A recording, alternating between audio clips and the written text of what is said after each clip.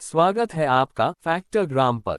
INS Vikrant के navy को मिलने के बाद अब भारत के तीसरे एयरक्राफ्ट कैरियर आईएनएस विशाल की चर्चा शुरू हो गई है।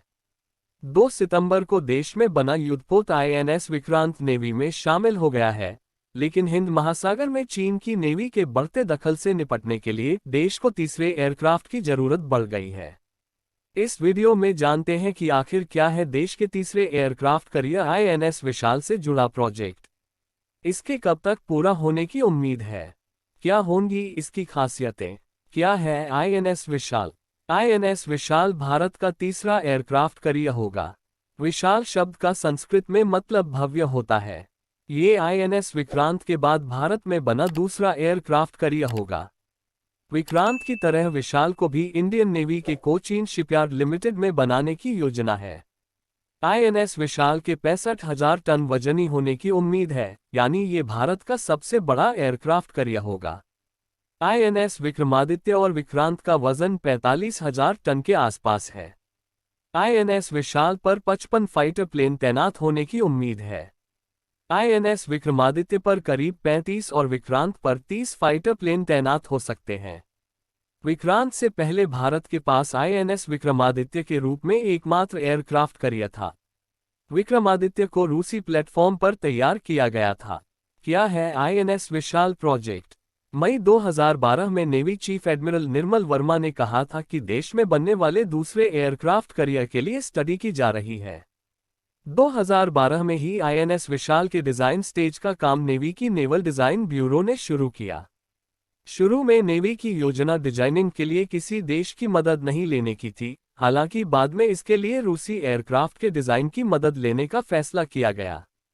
रिपोर्ट्स के मुताबिक 2013 में नेवी ने आईएनएस विशाल पर इलेक्ट्रोमैग्नेटिक एयरक्राफ्ट लॉन्च सिस्टम लगाने के लिए अमेरिकी सरकार से संपर्क किया था। 2015 में ओबामा के राष्ट्रपति रहने के दौरान अमेरिका ने कहा था कि वह भारत को इलेक्ट्रोमैग्नेटिक एयरक्राफ्ट लॉन्च सिस्टम और अन्य टेक्नोलॉजी बेचने के पक्ष में है। 2015 में ही आईएनएस विशाल की डिजाइन के लिए नेवी ने 4 देशों ब्रिटेन, फ्रांस, अमेरिका और रूस की डिफेंस कंपनियों से संपर्क साधा।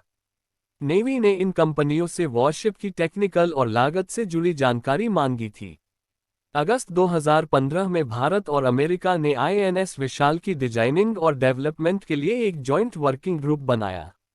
अक्टूबर 2017 में राष्ट्रपति डोनाल्ड ट्रंप ने आईएनएस विशाल के लिए इलेक्ट्रोमैग्नेटिक एयरक्राफ्ट लॉन्च सिस्टम से जुड़ी टेक्नोलॉजी भारत को देने को मंजूरी दे दी। दिसंबर 2018 में नेवी चीफ सुनील लांबा ने कहा कि आईएनएस विशाल की योजना पर काम आगे बढ़ गया है और जहाज का निर्माण अगले 3 सालों में शुरू होने की संभावना है। अप्रैल 2021 में नेवी ने फैसला किया कि अब वे आईएनएस विक्रमादित्य को रिप्लेस करने के लिए आईएनएस विशाल को लाएगी। नवंबर 2021 में नेवी ने आईएनएस विशाल की डिजाइन में थोड़ा बदलाव लाने के लिए चर्चा शुरू की। इसमें आईएनएस विशाल को अनमैन्ड और मैन्ड दोनों एयरक्राफ्ट की लैंडिंग का डिजाइन तैयार करने और वर्तमान साइज को थोड़ा घटाने पर विचार किया गया। साइज घटाने से कैरियर का वजन, लागत और इसे बनने में लगने वाला समय घटेगा।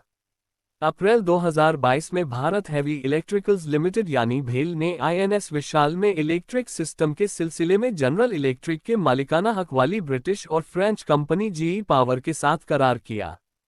आईएनएस विशाल को लेकर डिफेंस पर बनी स्थायी संसदीय समिति ने पिछले साल दिसंबर में कहा था कि भारतीय प्रायद्वीप के दोनों किनारों पर लंबे समुद्र तटों और शत्रुतापूर्ण चुनौतियों की वजह से तीसरा एयरक्राफ्ट कैरियर एक जरूरी आवश्यकता है। नेवी चाहती है कि देश के पास हर समय कम से कम 3 युद्धपोत रहें, ताकि अगर एक को रिपेयरिंग की भी जरूरत पड़े तो 2 हमेशा सेवा में तैनात रहें। आईएनएस विशाल में इलेक्ट्रिक बुलेल से होगा प्लेन का टेक ऑफ। आईएनएस विशाल में CATOBAR सिस्टम के इस्तेमाल के लिए पहले न्यूक्लियर पावर के इस्तेमाल की बात थी, लेकिन खर्च घटाने के लिए अब इलेक्ट्रोमैग्नेट टेक्निक का इस्तेमाल किया जाना है। भारत ने इसके लिए एयरक्राफ्ट लॉन्च सिस्टम यानी इलेक्ट्रोमैग्नेटिक एयरक्राफ्ट लॉन्च सिस्टम की टेक्निक अमेरिका से खरीदी है। कब तक तैयार हो जाएगा आईएनएस विशाल। आईएनएस विशाल की चर्चा करीब 1 दशक पहले शुरू हुई थी। शुरू में इसके 2020 तक नेवी में शामिल होने की उम्मीद थी, लेकिन कई कारणों से ये प्रोजेक्ट शुरू नहीं हो पाया। 2018 में नेवी ने इसका निर्माण कार्य 2021 तक शुरू होने की संभावना जताई थी। अब इसके 2030 तक नेवी में शामिल होने की संभावना है। देखने के लिए धन्यवाद।